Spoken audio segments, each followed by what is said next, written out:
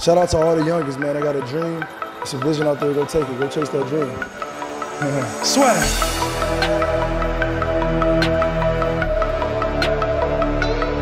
People are always saying about the talk, and I talk, and I talk, and I talk, but guess fucking what? I back it up! I back it up!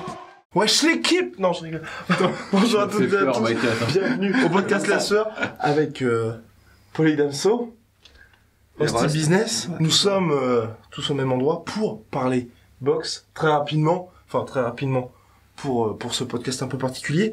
Première question, puisque nous répondons à la question comme on l'avait annoncé précédemment.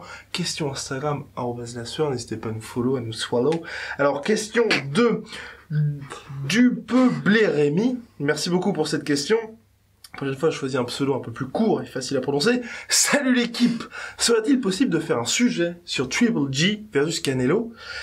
Un match nul logique sur le premier combat, corruption d'un juge, Canelo déjà chargé lors du premier combat, un pronostic pour la revanche, etc. Vous êtes au top, merci pour les podcasts. Merci en tout cas, Dupeublé Rémi, pour ta question, ça nous fait très plaisir.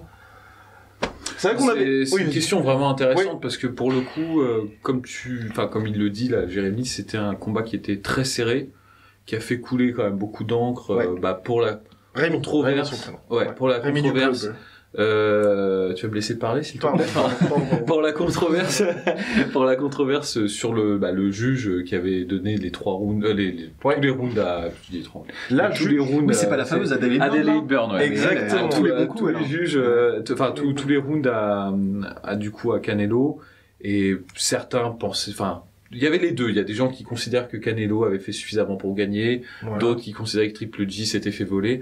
Moi, mon avis sur la question, si ça peut vous importer, c'est que je pense que Triple G avait fait suffisamment, je pense, pour gagner. D'accord. Ouais, d'accord aussi.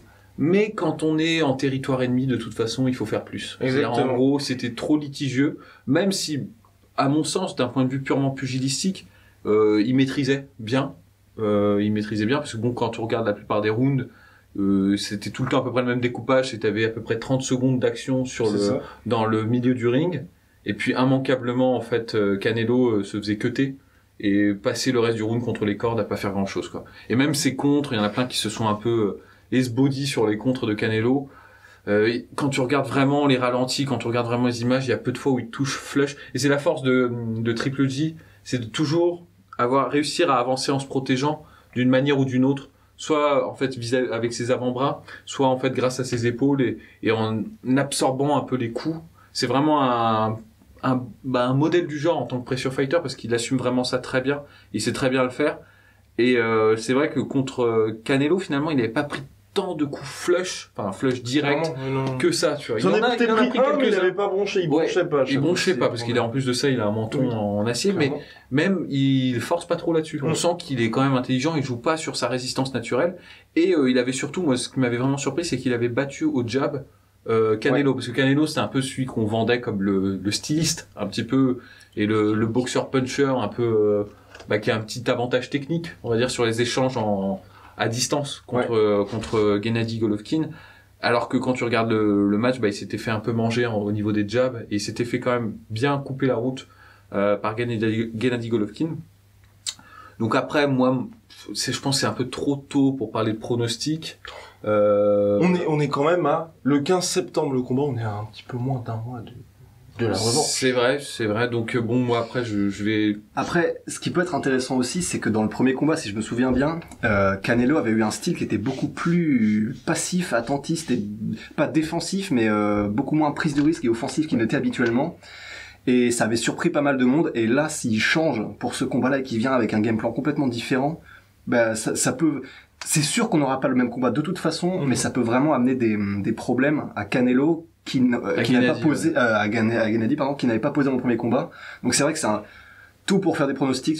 C'est vrai que je sais pas trop. C'est clair. D'autant que tu me rappelles, parce que le match, pour être tout à fait honnête, je l'ai pas vu depuis quand même un petit moment. Ouais, mais de mémoire sur les derniers rounds,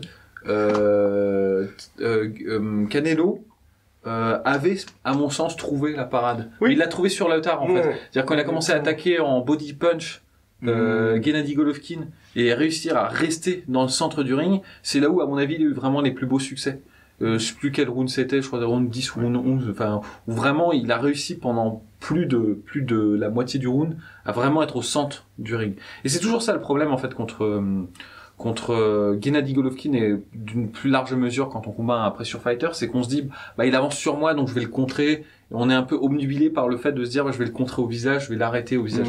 Mais en fait, quand on est contre un mec qui est aussi habile et aussi adroit et qui a l'habitude de ça quand même, parce qu'il commence à avoir beaucoup d'expérience et il a une carrière amateur quand même très développée. Donc, même là, il a profité du combat de mai pour réaffirmer sa suprématie sur la catégorie. C'est clair. Et Gennady Golovkin. Ouais, il a battu le poulain de Tavernier. Tavernier. Réaffirmer son grip sur la catégorie quand tu combats ce mec-là. Ouais, mais c'est quand même... Il a fait un combat, tu vois. Il a fait un combat, tu vois. KO. Oui, deuxième round en ce plus. que je voulais dire, c'est que la plupart des gens, ils ont l'habitude de se concentrer sur je vais l'arrêter, il faut que je l'arrête dans sa course, il faut que je lui fasse mal. Et en fait, il est trop habile, Gennady Golovkin, pour être stoppé comme ça. Bon, c'est possible, hein, éventuellement, mais je pense qu'il est trop habile. Et en fait, faut construire son KO. Et Gennady Golovkin, il a une façon de combattre qui peut être dangereuse parce que je trouve qu'il se surprotège un peu au niveau du visage. Il y a beaucoup de fois, on le voit, il avance vraiment, mais tu sais, comme ça. Ouais. Tu sais, c'est un peu son style. D'ailleurs, c'est un des rares à faire ça. Et il expose vraiment son corps. Donc il faut avoir ce sang-froid aussi parce qu'il tape fort quand même, Gennady Golovkin. Après c'est le propre aussi, Gennady Golovkin, je sais plus quel entraîneur disait ça, mais tu sais, il est tellement connu pour ses body punch qu'il est difficilement testable en body punch. Oui, mais alors ça, stratégiquement, je sais plus, je crois que c'était Virgil Hunter qui disait ça. Qui disait généralement les mecs qui développent pas un skill set, mais un skill set orienté vers une certaine expertise. Ouais. Généralement, ils l'ont tellement développé, ils y ont tellement réfléchi qu'ils sont difficilement prenables sur ce skill set. Ouais, mais justement, moi je pense qu'on prend le problème à l'envers comme ça parce que il y a multiples exemples. Tu vois, c'est quand t'as un mec qui sait bien jabber, tu vas pas t'arrêter de jabber, tu vois. Et au contraire, tu vois, par exemple, Mohamed Ali, il avait un très bon jab, mais il a toujours eu du mal quand il combattait des mecs qui jabbaient contre lui. Pourtant, des mecs qui étaient moins bons. Tu vois son combat contre Ken Norton. En gros, il jab, il est un peu au court de son jab, mais tu sais, il bloque comme ça, il jab en contre. Donc en fait, jabber un bon jabber ou faire un crochet sur des mecs qui ont des bons crochets ou faire des low kicks par exemple en kickboxing contre des mecs qui ont des bons low kicks, même s'ils ont des meilleurs low kicks, il faut le faire, tu vois. Et genre un mec comme Gennady Golovkin, il est vulnérable sur ce niveau, à ce niveau-là, et puis surtout tu vas pouvoir créer en attirant l'attention en bas, c'est tout le classique de la boxe, hein, c'est le b.a.-ba ça, et tu vas pouvoir monter, être beaucoup plus efficace quand tu auras réussi à détourner son attention en fait de sa garde haute. Donc je pense que ça, si j'avais un game plan, tu vois, genre à suggérer, voilà, tu vois, c'est pas peut-être qui nous écoute, et ben ce serait ça, ce serait de travailler là-dessus, de pas concéder du terrain, faut pas concéder du terrain, et faut travailler, faut être dans le grind avec, tu vois, faut accepter d'aller dans les tranchées, tu vois, contre sur le grind, sur le grind, passer sur le grind. Et concernant Canelo, c'est la grosse affaire qu'il y a eu, c'est il s'est fait contrôler pour dopage parce que il avait fait son training camp au Mexique, il avait mangé de la mauvaise viande comme chacun le sait. Donc était-il déjà chargé lors du premier combat, parce que c'est vrai que ça arrive le 15 septembre prochain, tout le monde s'en fout, plus personne ne parle du combat, et c'est vrai que cette affaire fait quand même beaucoup parler parce que certes Canelo a accepté sa suspension de 6 mois, il s'est mis d'accord pour maintenant être volontairement testé tout le temps, mais bon, c'est quand même un petit peu le pipeau. Somme toute. Après, c'est la boxe aussi. C'est la boxe aussi. Parce que, en plus, je vais dire, bon, très honnêtement, jusqu'à preuve du contraire, on peut pas affirmer qu'il était, tu vois. Clairement. Je veux dire, c'est la réponse juridique, tu vois, genre, mais en gros, il y a rien qui nous permet d'affirmer ça. Et puis, encore une fois, bon, si on veut jouer un peu les cyniques, c'est la boxe, quoi, comme on le dit, c'est monnaie courante, je oui, si je veux dire. Ce qu'il faut pas, beaucoup de gens l'ignorent aussi, mais il n'y a pas le système comme à l'UFC avec l'USADA ou un véritable système antidopage. Parce qu'en fait, bon, ce qu'il faut savoir, moi j'y connais que dalle, hein. J'ai pas envie de me la jouer docteur et tout, tu vois. On va peut-être se faire attaquer en justice, hein. Mais ce que je veux dire, c'est qu'en fait, toute l'efficience d'un test, en fait, antidopage, quels que soient les procédés qu'on utilise, c'est en fait de pas donner la date du test à la personne qui va être testée. Si tu donnes un schéma de test, ce qui se fait en boxe, en fait, dans la plupart des organisations, et d'ailleurs dans la plupart des organisations de sport de combat, si tu donnes les dates spécifiques auxquelles tu vas tester, tu permets en fait aux athlètes de faire ce qu'on appelle un cycle, tu Ouais, vois, ouais. où en gros tu vas équilibrer tes hormones. Par exemple, tu vas te blinder de testostérone et tu vas te blinder d'œstrogène juste après, pour à peu près équilibrer le bordel juste avant d'être testé, tu vois. Et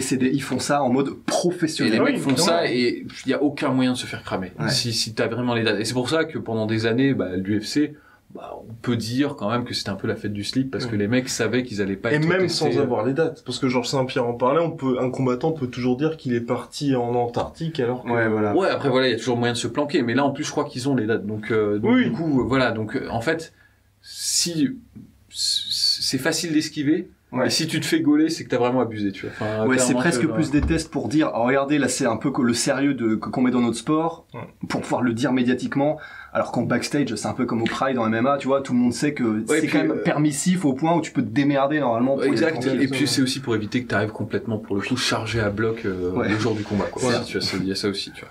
Rémi, merci beaucoup pour cette question. On va poursuivre sur la boxe et de toute façon, avec mon cher Polydamso, nous reviendrons sur Canelo Triple G. Ouais, J'espère. y a pas de souci. J'espère. Tyson Fury Deontay Wilder a été officiellement annoncé. Excellente nouvelle, parce que c'est vrai que mon cher Rust, on avait fait tout un pataquès sur le Deontay Wilder Anthony Joshua que nous attendons toujours. Ouais. C'est un beau lot de consolation. Ouais, quand même, c'est un lot de luxe. Hein. Ouais. Bah, et du C'est coup, beau, les Deontay Wilder et Fury, en fait, donc là, Fury vient de battre Pianeta, au champ. Francesco Pianeta. Francesco Pianeta.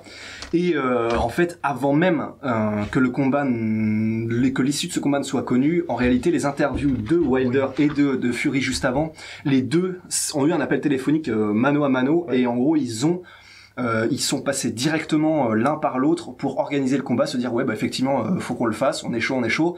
Et donc en fait avant même que Pianeta ne passe à la casserole, en fait ils avaient déjà organisé tous les discussions de contrat, les négociations, ils avaient déjà engagé.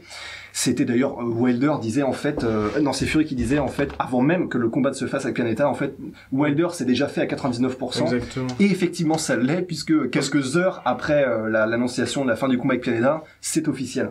Et c'est beau. Et C'est beau. c'est beau pour Tyson C'est Fury. efficace, ça fait parce plaisir. que le combat, on en avait parlé avec Polydamso ou Rust. Sûrement Polydamso. Sûrement Polydamso. N'avait pas été très convaincant. Il revenait après 2 ans d'absence. 3 ans Moi, d'absence. personnellement, en plus, moi, j'ai rien Et là, à dire là-dessus franchement, parce que, vous pouvez retrouver les vidéos, mais Oui. encore une fois, ça fait partie. Maintenant, c'est... Ça fait partie des moments où je me suis bien planté. Moi, personnellement, je pensais pas qu'il reviendrait. Enfin, et puis, Oui. que s'il allait revenir, il allait faire des combats peu intéressants ou peu compétitifs. Enfin, je parle Après, là, les 2 parle de premiers, Fury. c'était le cas. Ouais, mais là, du coup, faire le jump, tu Ouais, vois, le directement. saut, tu vois, Ouais. contre des Et puis Pianeta qui est pas un Non, n'importe c'est- qui, c'est il a pas battu n'importe qui, Klitschko, ouais, il oui. est solide et il a quand même cruisé vers la victoire tranquille, donc ça va. Non, c'est clair. Non, c'est un peu Noël avant Noël pour le coup, Ouais, parce grave. que Fury, c'est vrai que c'est un peu la wild card en ce moment sur cette compétition non officielle, on va dire, Ouais. des poids lourds. C'est ça. Et on en parlait, oui, pendant un moment. Ouais, et donc du coup, on va voir s'il arrive à se révéler à la hauteur, parce que pour le coup, Deontay Wilder est sur une bonne, très bonne, 39-0, très- 40-0, 39 41 ou KO. 41-0. 40-0, 39 KO, il a mis KO tous ses adversaires. Ouais, sauf. Non, tous ses adversaires parce qu'il y a eu la revanche. Oui, d'accord, ouais, d'accord, c'est sous les Comment il dires, s'appelle ouais. Steven Steven, Voilà. c'est ça. Et donc ouais, c'est courageux de la part de Fury et Ouais.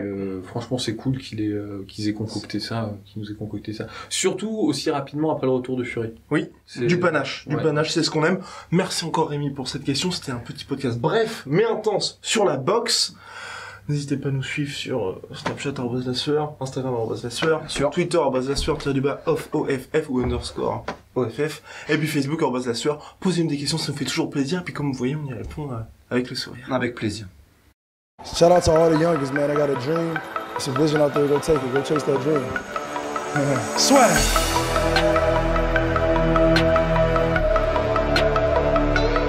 People are always saying about the talk, and I talk, and I talk, and I talk, but guess fucking what? I back it up! I back it up!